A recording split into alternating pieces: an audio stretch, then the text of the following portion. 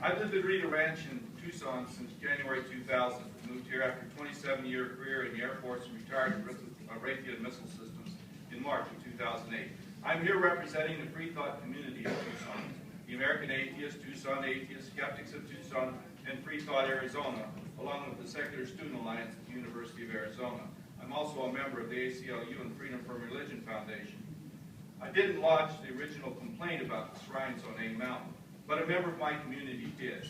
Once the complaint was made, it's not my job to challenge the motivation of the complainant or pass judgments on the importance of the complaint. Instead, it's up to me as a representative of that community to verify the complaint as a valid one and to make sure that it is addressed, and that's why I'm here. The complaint is about permanent shrines on A Mountain. The shrines serve no secular purpose and are located on city property. In short, they don't belong there. In addition, religious shrines are inconsistent with the natural beauty of the Sonoran Desert. When the federal courts evaluate complaints, they follow a couple of guidelines. The first is the endorsement test, a test proposed by Justice Sandra Day O'Connor in the 1984 case of Lynch versus Donnelly. That test says, is the government doing something that makes people think that the government is endorsing religion? The second guideline is the lemon test, derived from the Supreme Court case of Lemon versus Kurtzman in 1971. The court's decision in this case established 3 prongs of the lemons test. The government's action must have secular legislation purpose. The government's action must not have the primary effect of either advancing or inhibiting religion.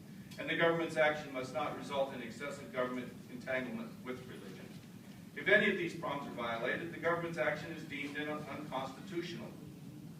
The city's decision to take no action is government action that violates this test.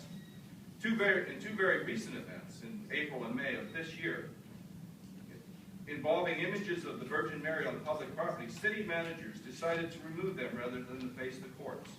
In the case in Mosaic, New Jersey, the city manager there said, although the shrines is sacred to some, it's on public property. And in the sense of separation of church and state, we can't have a shrine there.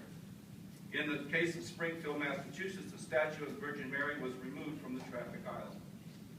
Finally, there are members of the Tucson Atheists that regularly clean up the roadway on A Mountain and other places, and Free Thought Arizona is a participant in the Adopt a Highway program.